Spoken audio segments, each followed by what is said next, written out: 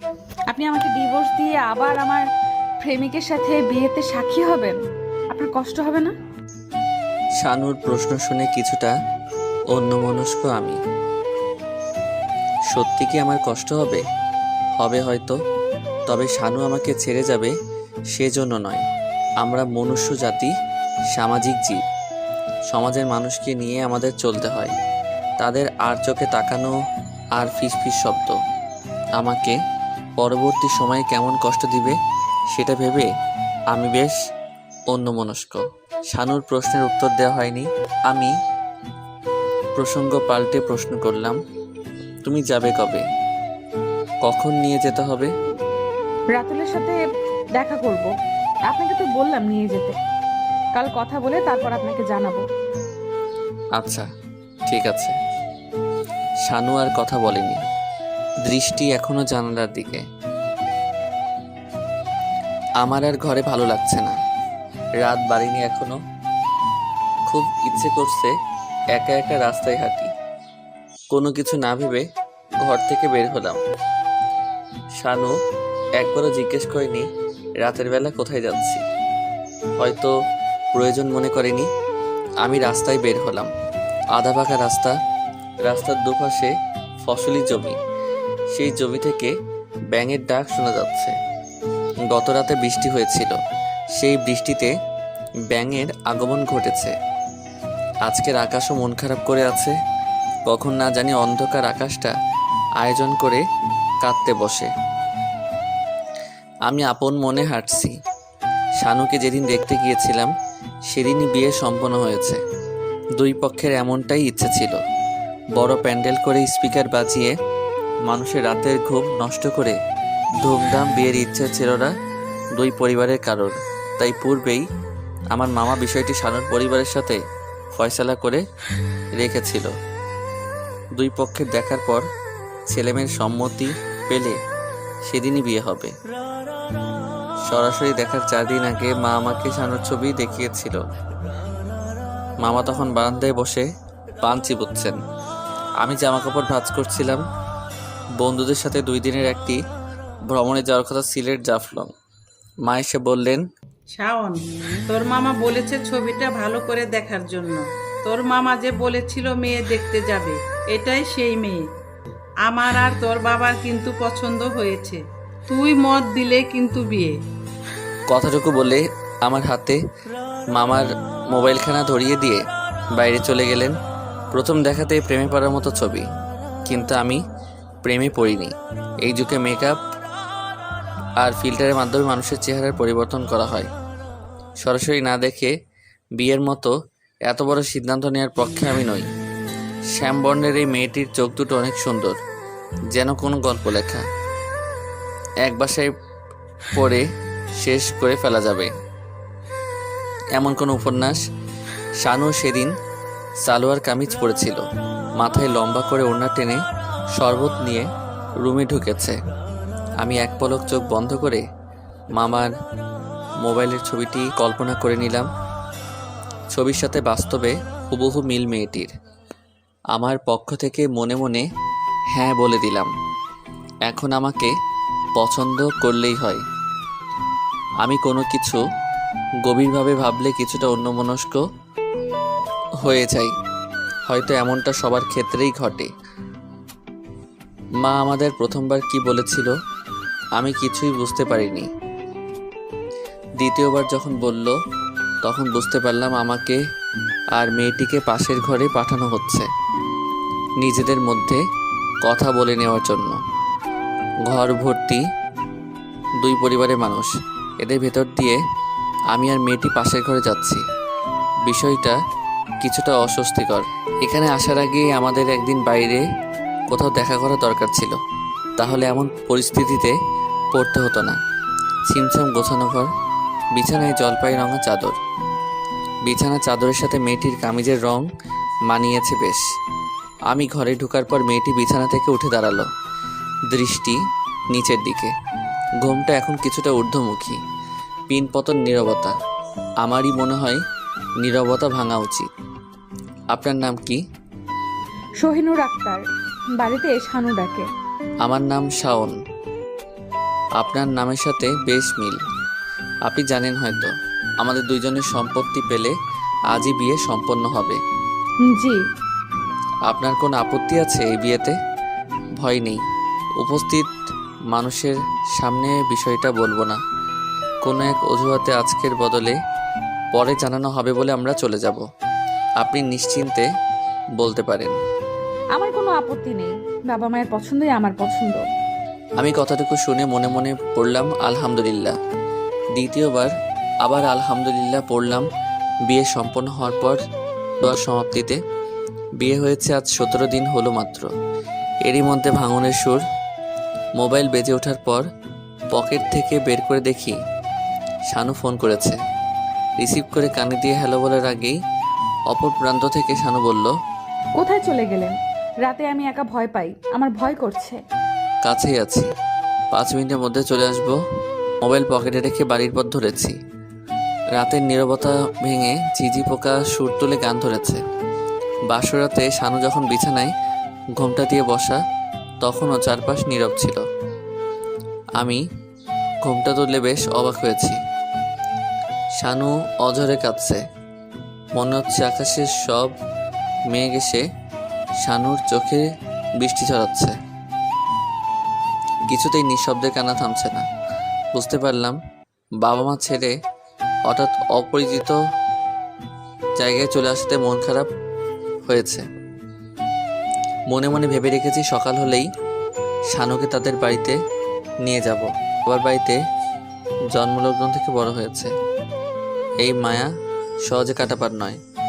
আমি বললাম, শানু মন খারাপ করো না, কাল সকালে তোমাদের বাড়িতে যাব। আমার কথায় পরিস্থিতির কোনো পরিবর্তন হয়নি। রাতের গভীরতা বেড়েই চলেছে। আমার 2 চোখে রাজ্যের ঘুম। সিলেট জাফলং ভ্রমণের সময় থেকে আমার ঘুমের ঘাটতি রয়েছে। শানুকে কান্নারত রেখে আমার ঘুমাতে যাওয়াটাও বেমানান এবং অনুচিত বলে মনে করি। কিন্তু কি বললে তার মনের অবস্থার পরিবর্তন ঘটবে আমার জানা নেই। আমি শানুকে সান্ত্বনা দেওয়ার উদ্দেশ্যে মাথায় হাত বোলাতে যাব, অমনি সে এক প্রকার লাফিয়ে উঠল। আমি অনেক বেশি অবাক হলাম। আমাকে আরো বেশি অবাক করে দিয়ে শানু বলল, দয়া করে আমাকে স্পর্শ করবেন না, আমাকে কয়েকদিন সময় দিন। আমার মনের সাথে যুদ্ধ শেষ হয়নি এখনো। মনের সাথে কিসের যুদ্ধ তার? সে কি মনের ইচ্ছের বিরুদ্ধে আমাকে বিয়ে করেছে? সে উত্তর জানা নেই আমার। বাসরাতে আমার ঘুমাতে হয়েছে মেঝেতে। উত্তর জানতে পেরেছি 2 দিন পর। বিয়ের পর দিন শানুকে নিয়ে তাদের বাড়িতে গিয়েছি। এর পরের দিন আমাদের বাড়িতে ফিরে এলাম শানুকে নিয়ে। সব কিছু যেন ঠিক হয়ে যাচ্ছে। শানুকে বেশ স্বাভাবিক মনে হচ্ছে। ঘটনা ঘটল রাতের বেলা। আমি রাত 10টার দিকে বাসায় ফিরলাম। 9টার দিকে বাবা দোকান থেকে চলে আসেন। আমি 10টার দিকে দোকান বন্ধ করে বাসায় আস্তে আস্তে 10:30 বাজে। সেদিন একটু আগে ফিরলাম। খাওয়ার ঘরে গিয়ে আম্মুর কাছে শুনি শানু রাতে খায়নি, তার নাকি খেতে ইচ্ছে করছে না। মা আর জোর করেনি। শরীর খারাপ করলো কিনা জানা প্রয়োজন। আমারও তেমন খিদে নেই। মায়ের সামনে থেকে না খেয়ে চলে আসাটা পরিস্থিতির বিরুদ্ধাচরণ মনে করে অল্প খেয়ে নিজের ঘরে গেলাম। আমাকে আবারও অবাক হতে হলো। শানু বাসরাতেও কেঁদেছিল, তবে নীরব। এখনকার কান্নার শব্দ কানে আসছে। আমি বুঝে উঠতে পারছি না কি বলবো। শানু মন খারাপ হয়েছে আবার? গাড়ির কথা মনে পড়েছে? কান্নারত ভেজা গলায় শানু জবাবে বলল, বাড়ির জন্য মন খারাপ না, রাতুল 2 দিন ধরে হসপিটালে। আমার বিয়ের দিন হাতের রক কেটে ফেলেছে। আমি আশ্চর্য হয়ে প্রশ্ন করলাম, রাতুল? কে রাতুল? যাকে আমি ভালোবাসি, বাবা মা আমাদের ভালোবাসা মেনে নিল না। কথাটুকু বলে শানু কেঁদেই চলেছে। শব্দ যেন পাল্লা দিয়ে বাড়ছে। বাবা মা কান্নার শব্দ শুনলে কি যে ভাববে। শানুর মুখে তার ভালোবাসার কথা শুনে আমার হৃদয় কাচের টুকরোর মতো ভাঙতে শুরু করলো। আমি স্পষ্ট সেই ভাঙার কটকট শব্দ শুনতে পাচ্ছি। তাতে কিরমির করছে, রাগ হচ্ছে আমার শানুর উপর। রাগের স্বরে প্রশ্ন করলাম, বিয়ের দিন যে আমি তোমাকে প্রশ্ন করলাম তোমার এই বিয়েতে মত আছে কিনা, তখন তুমি কেন এই কথা বলনি? কেন 3টি জীবনের উপর অশান্তি ডেকে এনেছো? আমি কি করব? আমি 4টি বিয়ে বন্ধ করেছি, বাবা মায়ের হাতে মার খেয়েছি, বলেছি রাতুলকে ছাড়া বিয়ে করব না। বাবা মা খোঁজ নিলেন রাতুলের পরিবারে। রাতুলের বাবা একজন কসাই, গরু জবাই করে গোশত বিক্রি করে। বাবা মা কসাই বাড়িতে আমাকে বিয়ে দিবেন না। কত ইমোশনাল ব্ল্যাকমেইল করে রাজি করিয়েছে আমাকে এই বিয়েতে। আমিও নিজেকে পাথর করে রাজি হয়েছি। নিজেকে স্বাভাবিক করতে আপনার কাছ থেকে সময় নিয়েছি কয়েকদিন, কিন্তু যখন জানতে পেরেছি আমার বিয়ের কথা শুনে রাতুল মরতে চাচ্ছে, হাতের রক কেটে হসপিটালে 2 দিন ধরে, আমি নিজেকে স্বাভাবিক রাখি কি করে? আমি কি মানুষ নই? আমার আবেগ থাকতে পারে না? আমি আর কোনো কথা না বলে দরজা খুলে বাইরে বেরিয়ে এলাম। হাঁটলাম একা বেশ কিছুক্ষণ। আমার অপরাধ কি? এই পরিস্থিতির জন্য কি আমি দায়ী? এখন আমার করণীয় কি? মস্তিষ্ক কাজ করছে না, এলোমেলো হাঁটার। এক পর্যায়ে সেদিন শানু আজকের মতোই ফোন করে ভেজা কণ্ঠে বলেছিল, আপনি কোথায়? একা একা আমি ভয় পাই, আমার খুব ভয় করছে। সেদিনও মতো বলেছিলাম 5 মিনিটের মধ্যে আসছি, আজও একই কথা বললাম। 5 মিনিট সময় অতিবাহিত হলো কিনা জানি না। রাতুল আর শানুর বিয়েতে আমার সাক্ষী হওয়ার কথা রয়েছে। আকাশে বিদ্যুৎ চমকাচ্ছে, ব্যাঙের ঘ্যানো ঘ্যানো ডাক বেড়ে গেল। আমার মনের আকাশেও ঝড় বইছে। একটু বৃষ্টি হলে মন্দ হতো না, ভিজতে ইচ্ছে করছে খুব। দরজায় টোকা দিতেই ঝুম করে বৃষ্টি শুরু হলো। টিন শেড ঘর, টিনের চালের বৃষ্টির শব্দ যেন কিশোরীর পায়ে নুপুরের বাজনা। শানু, দরজা খুলুন বললাম, খুব ভিজতে ইচ্ছে করছে। আমি ভিজবো এখন, চাইলে তুমিও আসতে পারো। তোমার চোখে জল দেখতে পাচ্ছি, চোখের জল লুকোবে, চলো। আমি উঠানে নেমে পড়লাম। বারান্দার লাইটের আলোতে শানুকে স্পষ্ট দেখা যাচ্ছে। শাড়ি পরেছে আজ, হাতের উল্টা পৃষ্ঠে চোখ মুছলো মনে হয়। আমাকে অবাক করে দিয়ে শানু উঠানে নামলো। মাথাটা আকাশমুখী করে 2 হাত 2 দিকে ছড়িয়ে চোখ বন্ধ করে ভিজছে মেয়েটা। ভেজা শরীরে কখনো কোনো মেয়েকে এভাবে দেখা হয়নি। এত সুন্দর লাগছে কেন শানুকে? তার 2 হাত ছড়ানো দেখে মনে হচ্ছে এক বন্দি পাখি আমার খাঁচা থেকে উড়ে যেতে ডানা ঝাপটাচ্ছে। আমি কি তাকে আটকে রেখেছি খাঁচায়? পেটের একাংশ দেখা যাচ্ছে শানুর। বৃষ্টির ধারা পেট বেয়ে নামছে। আমি অপলক তাকিয়ে আছি। আমার এই দেখাই কি সৃষ্টিকর্তা আমাকে পাপ দিবেন? এখনো অবধি শানু আমার বিয়ে করা বউ। আমি আমার স্বামীর অধিকার পেতে অনশন করিনি, প্রতিবাদ করতে রাজপথে নামিনি। শুধু ভেজা শরীরে শানুকে দেখতে বৃষ্টি স্নাত উঠানে নেমেছি। আমি প্রথম গেলাম ঘরে, শানু আমার পেছন পেছন বারান্দায়। আর দেখতে ইচ্ছে করলেও মায়া বেড়ে যাওয়ার ভয়ে বৃষ্টিতে ভেজার ইতি টানতে হলো। কয়েকদিনের মধ্যেই শানু আর আমার থাকবে না।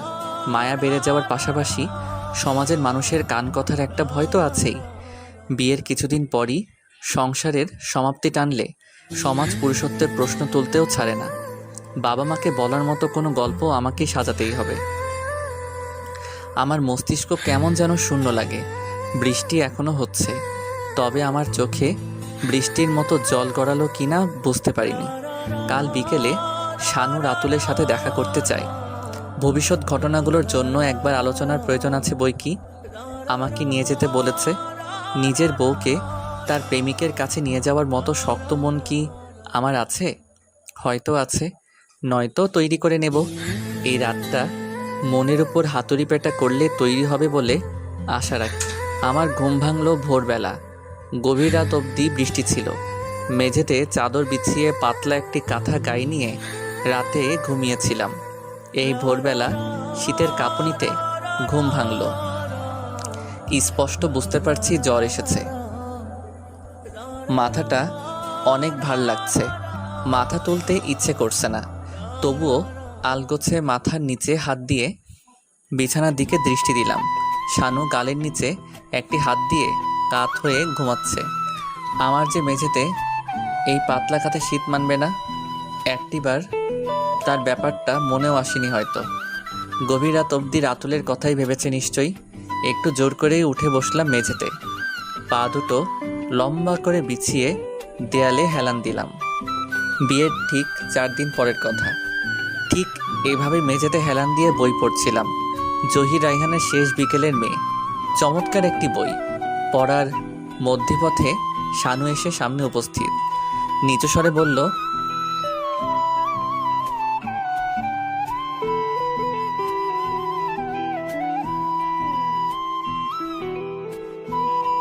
মাথা তুলে শানুর দিকে তাকালাম। দুই চোখে তার করুণ আকুতি। আমি পাশ থেকে মোবাইলটি নিয়ে শানুর দিকে এগিয়ে দিয়ে বললাম, বাজার থেকে আসার পথে নিয়ে আসবো। আপাতত আমার মোবাইল দিয়ে বাড়িতে কথা বলো। বাড়িতে না, রাতুলকে একবার ফোন দেব। সে এখন কেমন আছে জানি না, হসপিটাল থেকে বাড়ি ফিরলো কিনা। বিয়ের 4 দিন পর কোনো স্ত্রী তার স্বামীকে যদি বলে প্রেমিকের সাথে কথা বলবে, স্বামীর মানসিক অবস্থাটা কেমন হবে আমার জানা নেই। আমার প্রচণ্ড রাগ হলো। চড়া গলায় বললাম, কি বলছো তুমি নিজে জানো? তোমার বিয়ে হয়েছে, তুমি এই বাড়ির বউ, আর তুমি রাতুলের সাথে কথা বলবে ভাবছো? তুমি তৈরি হয়ে নাও, আমি তোমার বাবা মায়ের কাছে রেখে আসব। তারপর তুমি রাতুলের সাথে ফোনে কথা বলো আর পালিয়ে যাও, সেটা তোমার ব্যাপার। আমি আপনার পায়ে ধরি, এমনটা করবেন না। বাবা মা আমাকে মেরেই ফেলবে, কোনোভাবে রাতুলের সাথে যোগাযোগ করতে দিবে না। শানুর চোখে পানি, হাত জোর করে আমার সামনে দাঁড়ানো। আমি বসা থেকে উঠে দাঁড়ালাম। শানুর চোখে চোখ রেখে বললাম, আমার অপরাধটা কি বলতে পারো? কেন এত বড় শাস্তি পাচ্ছি আমি? আমার বাবা মাকে কি বলবো আমি? এলাকার মানুষ শুনলে কি বলবে? কি করতে চাচ্ছ তুমি? আমাকে দয়া করে মাফ করে দিন। আমি জানি সম্পূর্ণ অপরাধ আমার, আমি কিন্তু মনকে বোঝাতে পারছি না, রাতুল ছাড়া কিছু ভাবতে পারছি না। আপনি যদি আমাকে আমাদের বাড়িতে রেখে আসেন, তাহলে হয়তো রাতুলের মতো আমিও চেষ্টা করব দুনিয়া ছাড়তে। আর আমি জানি চেষ্টা করলে আমি সফল হব। কষে একটা চড় মারলাম শানুর। কেন মারলাম জানি না, হয়তো ধৈর্যের শেষ সীমানায় পৌঁছে গেছি। কিন্তু পরক্ষণে মনে হলো কাজটা আমার অন্যায় হয়েছে, কিন্তু রাগ আমার কমছে না। কেন এমন হলো আমার সাথে? শানুর দিকে মোবাইল এগিয়ে দিয়ে বললাম, রাতুলকে ফোন করো, জিজ্ঞেস করো সে তোমাকে এখনও চায় কিনা। যদি চাই আমি নিজে রাতুলের কাছে তোমাকে দিয়ে আসবো। দরকার হলে তোমাদের বিয়েতে সাক্ষী হব। নাও ফোন, কথা বলো এখনই। শানুর হাতে মোবাইল দিয়ে সেদিন ঘর থেকে বেরিয়ে গিয়েছিলাম। শানুর যখন ঘুম ভাঙল, তখন আমি দেয়ালে হেলান দিয়ে বসা, চোখে কেমন জ্বালা ধরে আছে। শানু ঘুম থেকে উঠে আমাকে বসে থাকতে দেখে অবাক হয়েছে কিনা বুঝতে পারছি না, তবে কিছুক্ষণ তাকিয়ে থেকে ব্রাশ নিয়ে বের হলো। বিয়ের 1 সপ্তাহ পরে শানু একদিন আমতা আমতা করে আমাকে বলেছিল, আপনি না জানতে চেয়েছেন রাতুল আমাকে নিতে চায় কিনা? রাতুল এখনো আমাকে বিয়ে করতে চায়। কথাটুকু বলে শানু নিজের দিকে দৃষ্টি দিল। তার দিকে তাকিয়ে বুঝতে পেরেছিলাম শানু আর আমার নেই, আমার হয়নি কোনো দিন। তবুও মনের ভিতরে চেপে থাকা প্রশ্নটি শানুর উদ্দেশ্যে ছুড়ে দিলাম, তুমি বিয়ের আগে পালিয়ে যাওনি কেন রাতুলের সাথে? মাথা তুলে তাকিয়ে শানু উত্তরে বলল, অনেক চেষ্টা করেছি, কিন্তু বাড়ি থেকে বের হওয়ার কোনো সুযোগ পাইনি। সেদিন শানুর কথা শুনে আমার দীর্ঘশ্বাস ছাড়া আর কিছুই করার ছিল না। সেদিনই মন স্থির করেছি শানুকে তার ভালোবাসার মানুষের হাতে তুলে দেওয়া উত্তম। এই প্রসঙ্গেও প্রশ্ন ছাড়াই শানু কৌশলগত একটি কথা বলেছিল, আমি রাতুলের সাথে চলে গেলে আমার বাড়ি থেকে কেউ কিছু জানতে চাইলে বলবেন আমি পালিয়ে গেছি। পরিপ্রেক্ষিতে আমি একগাল হেসে বলেছিলাম, তোমার বাড়ি থেকে কিছু জানতে চাইলে বলবো আমি তাদের বিয়ে দিয়েছি। শানুর অনুমতি ছাড়া আপনারা আমার সাথে তাকে বিয়ে দিয়েছেন, অপরাধ আপনারা করেছেন। আমার কথা শুনে সেদিন শানুর ঠোঁটের কোণে যে হাসি রেখা ফুটে উঠেছিল তা বুঝতে পেরেছিলাম। বিকাল 4টায় যাওয়ার কথা শানুকে নিয়ে, 1:30টায় দুপুরে খাবার খেয়ে একটু ঘুমিয়েছিলাম। সারা শরীর জ্বরে রীতিমতো কাঁপছে, অথচ শানু এখনও বুঝতেই পারেনি আমার গায়ে প্রচণ্ড জ্বর। 3:30টায় যখন দেখলো আমি ঘুম থেকে উঠি না, তখন শানু আমাকে ডেকে তুলল। চোখ মেলে তাকালেও বিছানা ছাড়ার শক্তি পাচ্ছিলাম না। কোনো রকমে বিছানায় বসে পা দুটো মেঝেতে ফেললাম। দাঁড়াতে গিয়ে মনে হলো সারা ঘর ঘুরছে, মাথাটা যন্ত্রণা দিচ্ছে। বিছানায় কাত হয়ে পড়লাম। শানু বিচলিত হয়ে প্রশ্ন করল, কি হয়েছে আপনার? শরীর খারাপ করেছে? আমি আবারও এক প্রকার জোর করে বিছানায় বসলাম। তারপর বললাম, না তেমন কিছু না, হঠাৎ ঘুম থেকে উঠেছি তো সেজন্য। তুমি তৈরি হয়েছো? হ্যাঁ, আপনিও তৈরি হন, রাতুল রওনা হয়েছে।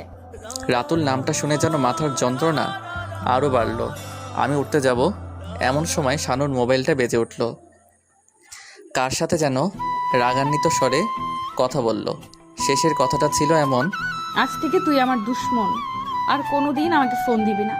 ফোন রেখে দেওয়ার পর জানতে চাইলাম, কোনো সমস্যা হয়েছে? কে ফোন করেছিল?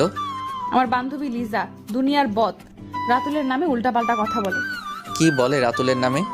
রাতুল নাকি আমার জন্য হাত কাটেনি, সে নাকি নেশা করে নিয়মিত, নেশা করে প্রায় হাত পা কাটে। আসলে লিজা রাতুলকে পছন্দ করত, কিন্তু রাতুল পাত্তা দেয়নি। তাই বান্ধবী হয়েও আমার আর রাতুলের সম্পর্ক দেখে হিংসা হয় তার। বান্ধবী না, দুশ্মন একটা। আমি কিছু না বলে কল ঘরে চলে গেলাম। আরশিনগর বিনোদন পার্ক ও মিনি চিড়িয়াখানা আগে শিশু কিশোরদের আগমন বেশি থাকলেও এখন কেবল প্রেমিক প্রেমিকাদের জন্য স্বর্গরাজ্য। ভেতরে পুকুর পাড়ের চারদিকের বেঞ্চগুলোতে জোড়ায় জোড়ায় কপত কপতি বসা থাকে। আমার ভিতরে যেতে ইচ্ছে করছে না। রিক্সা থেকে নেমে শানুর উদ্দেশ্যে বললাম, তুমি ভিতরে যাও, আমি এখানে বটতলায় বসি। না, আপনাকেও ভেতরে যেতে হবে। রাতুল আপনার সাথেও কথা বলবে বলেছে। দাঁতে কিরমির করলেও শানুকে বুঝতে দেয়নি। জ্বরে আমার হাত পা অবশ্যই আসার উপক্রম। টিকিট কেটে ভিতরে প্রবেশ করলাম। শানু ফোন করলো রাতুলের অবস্থান জানার জন্য। পুকুরের পূর্ব পাশের একটি বেঞ্চ থেকে ছেলেটি হাত নাড়ল। আমি আর শানু এগিয়ে গেলাম। ফর্সা একটি ছেলে বসা, চুলগুলো সজারুর কাটার মতো আকাশমুখী। পাতলা গড়নের ছেলেটিকে সুদর্শন বলা যেতে পারে। তবে আমাদের এলাকায় এই ধরনের ছেলেদের বখাটে উপাধি দেওয়া হয়, যারা চুল খাড়া করে হাতে চুড়ি আর গলায় প্লেট লাগিয়ে হাই স্কুলের মোড়ে মোড়ে দাঁড়িয়ে মেয়েদের শীষ বাজিয়ে আকর্ষণ করানোর চেষ্টা করে। হয়তো হিংসা থেকে রাতুলকে আমার ব্যক্তিগতভাবে ভালো লাগেনি। ছেলেটির বাম হাতে ব্যান্ডেজ করা। শানু এগিয়ে গিয়ে ছেলেটির হাত ধরতে যাবে, আমি চোখ ফিরিয়ে অন্যদিকে তাকালাম। রাতুল হাত সরিয়ে নিয়ে বলল, ব্যথা আছে এখনো। রাতুল যে হাত সরিয়ে নিয়েছে আর শানু হাত ধরেনি, এটা অনুমান করলাম। কেন জানি কিছু ব্যাপার নিজের মতো করে ভাবতে ভালো লাগে। শানু রাতুলকে উদ্দেশ্য করে বলল, হাত কাটছো আজ 19 দিন, এখনো হাত শোকায়নি তোমার? রাতুল উত্তরে বলল, রগ কেটে গেছে আর আমি একটু টক খেয়েছিলাম, শুকাতে দেরি হচ্ছে। আমার মন তখন বলছে রাতুল হাত কাটেনি, অযথা ব্যান্ডেজ করে এসেছে শানুকে দেখানোর জন্য। হঠাৎ রাতুল আমাকে উদ্দেশ্য করে বলল, সরি শাওন ভাই, আপনার এই পরিস্থিতির জন্য আমি ক্ষমা প্রার্থী। শানুকে আরও মাস 3 আপনার বাড়িতে রাখতে হবে। আমি কিছু বলার আগে শানু অবাক হয়ে প্রশ্ন করল, আরো মাস 3? মানে কি বলতে চাচ্ছ তুমি? আমি একগাল হেসে বললাম, মুসলিম আইন অনুযায়ী তালাক দেওয়ার 3 মাস পর তা কার্যকর হয়। তালাকের পরবর্তী 3 মাসের মধ্যে বিয়ে বৈধ হবে না। শানুকে একটু চিন্তিত মনে হচ্ছে। আমি তাদের কথা বলার সুযোগ তৈরি করে দেওয়ার উদ্দেশ্যে বললাম, তোমরা কথা বলো, আমি ওই দিকটা ঘুরে আসি। সাথে সাথে রাতুল বলল, দাঁড়ান শাওন ভাই, আরেকটা কথা জানার আছে। জানি প্রশ্ন করাটা উচিত না, তবু আমি আবার কৌতূহল চাপিয়ে রাখতে পারি না। আমি শানুর দিকে একবার তাকিয়ে রাতুলের দিকে ফিরে বললাম, কি কথা? বিয়ে তো প্রায় 18 দিন শেষ হয়ে গেল। শানু আমার সাথে বিয়ের 2 দিন পর যোগাযোগ করেছে। যখন তার বাবার বাড়িতে গিয়ে তার বান্ধবীর কাছে জানতে পেরেছে আমি হাসপাতালে, তখনই যোগাযোগ করেছে। মানে আমার জানার ইচ্ছে হলো, আপনার বাসরাত হয়নি? আমি নিজেকে সহজ করার প্রস্তুতি নিচ্ছি। শানুর দিকে তাকালাম। তার চেহারা দেখে কিছু বুঝবার উপায় নেই। নির্বাক তাকিয়ে আছে রাতুলের দিকে। রাতুল তখন আমার দিকে তাকিয়ে আছে প্রশ্নের উত্তরের জন্য। হঠাৎ শানু আমার হাত ধরল। এই প্রথম শানুর স্পর্শ আমার শরীরে। শানু আমার হাত ধরে হালকা টান দিয়ে বলল, আমাকে এখনই বাসায় নিয়ে চলুন। এটা আমার রাতুল না, ভুল মানুষের সাথে দেখা করতে এসেছি। প্লিজ আসেন, আমাকে বাসায় নিয়ে যান। আমি আর শানু পার্ক থেকে বের হচ্ছি। রাতুল 2বার পেছন থেকে ডেকেছিল শানু শানু বলে। শানু আর পেছন ফিরে তাকায়নি। সারা রাস্তায় শানু শুধু একটি কথাই বলেছে, রিকশায় বসে। ক্ষমা চাওয়ার মুখ নেই আমার, পারলে ক্ষমা করবেন দয়া করে। বাড়ি ফিরে ঘন্টা 2 পর থেকে আমার আর কিছু মনে নেই। জ্বরের ঘরে আবল তাবল বকেছি কিনা কে জানে। আমার ঘুম ভাঙলো মধ্যরাতে। রাত তখন কয়টা হতে পারে জানি না। চোখ মেলে তাকিয়ে দেখি আমার হাতে স্যালাইন চলছে। কপালে জলপট্টি দিচ্ছে শানু। আমাকে চোখ মেলে তাকাতে দেখে শানু বলল, এখন কেমন লাগছে আপনার? আমি এখনই মাকে ডেকে আনছি। কতটুকু বলে শানু বাইরে বের হলো। একটু পর মা বাবা আর শানু একত্রে ঘরে ঢুকলো। মা বিছানায় বসে কাঁদো কাঁদো হয়ে বললেন, কেমন লাগছে এখন বাবা? উত্তরে আমি বললাম, মা ভালো আছি। হাতে স্যালাইন কেন? বাসায় ফেরার পর থেকে ঘুমাচ্ছিস, রাতে খাসনি। বৌমা তোকে ডাকতে গিয়ে দেখে তোর গায়ে জ্বর, জ্বরের মাত্রা অনেক বেশি। বাবুল ডাক্তারকে ফোন করে বাসায় এনেছি, ডাক্তার স্যালাইন দিল। তোর শরীর অনেকটা দুর্বল, বৌমা একটানা জলপট্টি দিয়েছে। তোর জোর কমলেও চোখ মেলে তাকাচ্ছিস না, চিন্তায় পড়ে গিয়েছিলাম আমরা। আলহামদুলিল্লাহ তুই চোখ মেলে তাকিয়েছিস। 15-20 মিনিট পর বাবা মা চলে গেলেন ঘর থেকে। শানু বিছানায় আমার পাশে বসা। জলপটি দিতে গেলে আমি মানা করেছি, আর লাগবে না। রাতুলের কথা মনে পড়ল। শানুর কান্না করা উচিত ছিল সেই ঘটনার পর। শানু কাঁদারও সময় পাইনি হয়তো। আমি প্রশ্ন করলাম শানুকে, রাত কয়টা বাজে এখন? 1:36। আমি জোর করে উঠতে উঠতে বললাম, অনেক রাত হয়েছে, তোমার ঘুমানো উচিত, আমাকে চাদরটা দাও। আমি মেঝেতে শুয়ে পড়ি। শানু বিচলিত হয়ে বলল, আপনি পাগল হয়ে গেছেন? এই শরীর নিয়ে একদম উঠবেন না, স্যালাইন শেষ হয়নি এখনো। আর এটা আপনার বিছানা, আপনি ঘুমাবেন এখানে। আমি সকালে বাড়ি চলে যাব। বাড়ি চলে যাবে মানে? আবার কি হলো? এই ঘটনার পরেও কি আমার এই ঘরে জায়গা হবে? আর তুমি ততটাও মোটা হওনি যে এই ঘরে জায়গা হবে না। আর জায়গা না হলে তুমি আর আমি বাইরে থাকবো, চাঁদের জ্যোৎস্না দেখব, বৃষ্টি হলে ভিজবো, জোনাক পোকা ধরার চেষ্টা করব। শানুর চোখে পানি। এই মেয়েটার চোখে পানি মনে হয় বেশি, উপচে পড়তেই থাকে। শানু উঠে দরজা খুলে দিল। ঘরে শুয়ে আকাশের চাঁদ দেখতে পাচ্ছি, তবে জ্যোৎস্না আরও প্রখর হলে ভালো হতো। ঠিক তখন শানু বারান্দার বাতি নিভিয়ে দিল। তখনই মনে হলো শানু আর চাঁদের জ্যোৎস্না আমার অভিমুখী হয়ে যাত্রা করেছে।